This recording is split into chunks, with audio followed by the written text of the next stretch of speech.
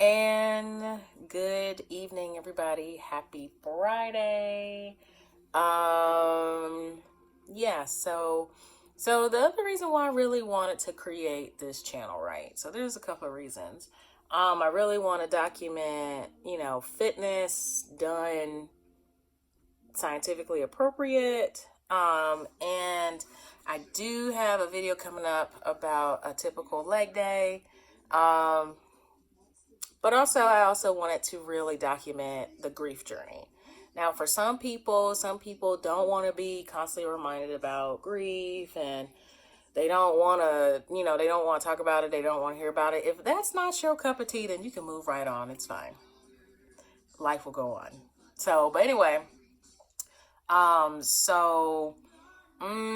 3 weeks ago, I lost the second of the two dogs that my mom had. He had been ill for a while, and he just couldn't recover. And he really struggled to recover. He really struggled to gain weight. I mean, my baby really struggled. And every time he ate, he vomited. So I just knew that, life was ending for him soon. And he did. And he passed away peacefully, cuddling under my feet like he always loved, at home. And for me, it's hard. It was hard. I'm kind of on the other side of it. That's kind of why I look a little crunchy. So, but I'm kind of sort of getting out the other side of that because for me personally, I said I was okay, but I really wasn't. I really hit a funk with losing my mom's second dog. And grief is very interesting, to say the least. So a few things about grief. It's like you're kind of experiencing a wave of emotions. So for me, it still is going through grief with the loss of several family members. Specifically, we're talking about my mother here. And just the memories that we have created with those dogs growing up for the last 10 years with myself, my brothers, and my mom. And so when Xander died, it was almost exiting another era that has ended that, essentially was attached to my mom. Now, it is now on to talk about the good things that come out of grief. There is another identity that's going to be awakened in that loss. And to be very honest with you guys, it's a journey into the unknown for me.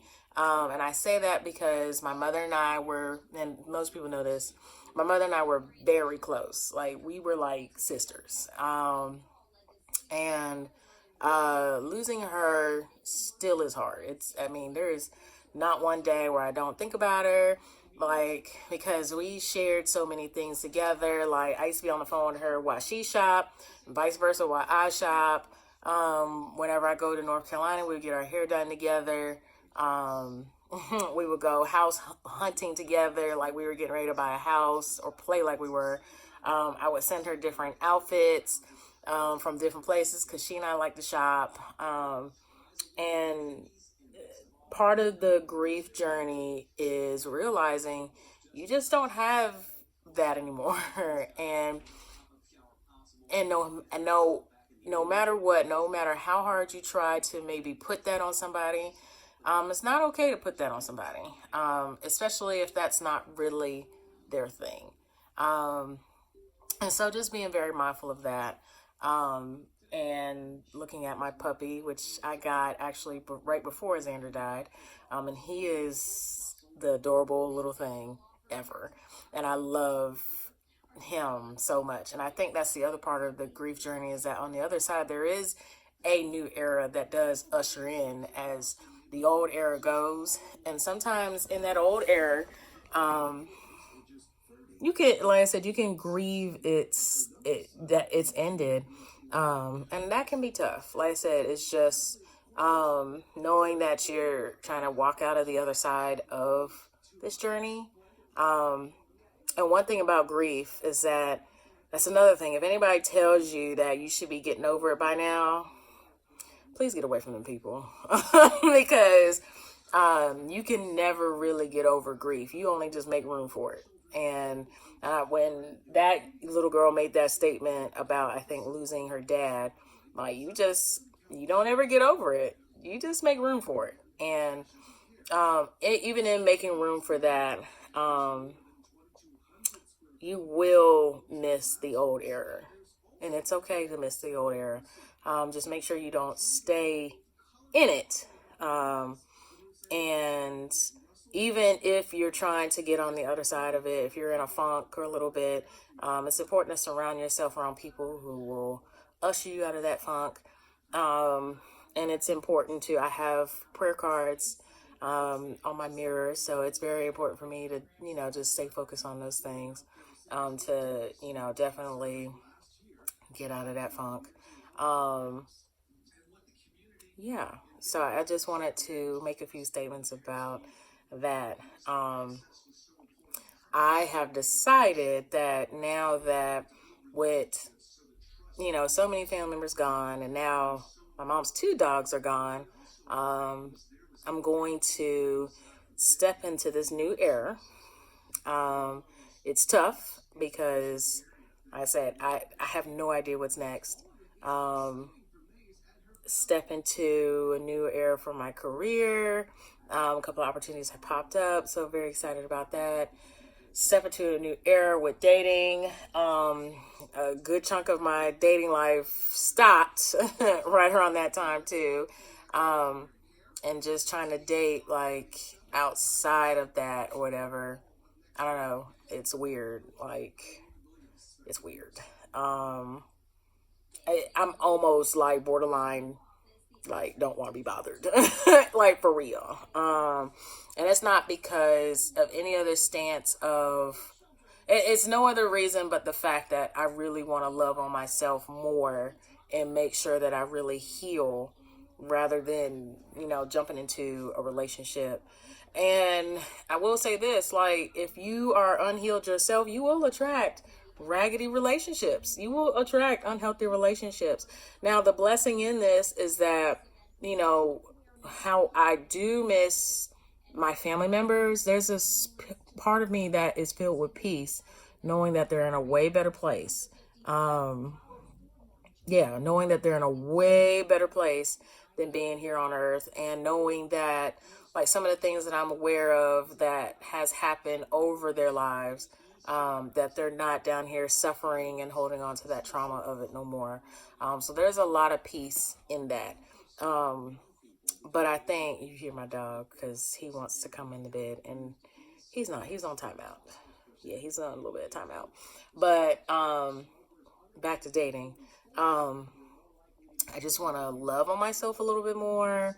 I want to heal, a little bit more because losing both dogs was pretty rough. But in that, getting a second dog. So, and family is moving closer. So that's exciting.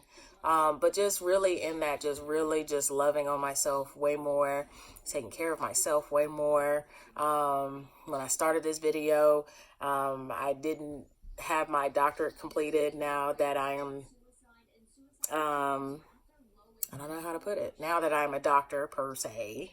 Well, no, I'm a doctor. I've earned it. I'm a doctor in my field. So, just really advancing in those opportunities, as well as certifications, because I hold like a trillion of them now. But I just really want to focus on myself. I'm back on my wellness competition pathway, which is not easy. It's tiring. Looking to just really grow and just, in the midst of growing, I don't want to attach myself to anything that appears unhealthy. And yeah, that's just not for me. So, I say this, that if you're in a funk, maybe you recently lost a loved one, or maybe you're going through a change in an era or change in a season, It's okay to grieve. It's okay to hit a funk. Like I said, I look a little crunchy. I actually need a haircut. So, and I have a hair appointment in the middle of next week, I think. That it's okay to look a little crunchy for a couple of days. But my mom used to always say, all right, Pat, you got to get your ass up and wash your face. Get it together. You got this. Don't let nobody don't let no thing hold you down. You got to get up. And so that's what I encourage you. Definitely surround yourself around people who could pray for you. And it's important to be mindful and use discernment to be aware when people are judging you. Because, I mean, you have people that pray for you, and then you have people that will prey on you. Because it's your most vulnerable time.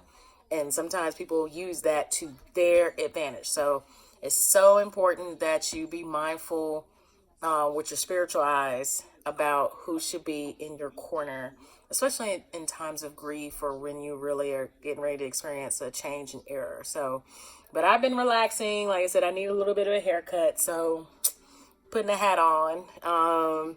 But I've actually been relaxing. I work in higher education. I'm a 9-month employee. And so I have been relaxing before I enter work mode, second week of August. And yeah, so, just know that grief is a marathon. It could be a long marathon, but you want to pace yourself.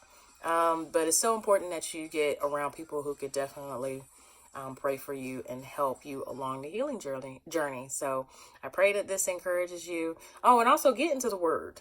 Get into the Word of God. Because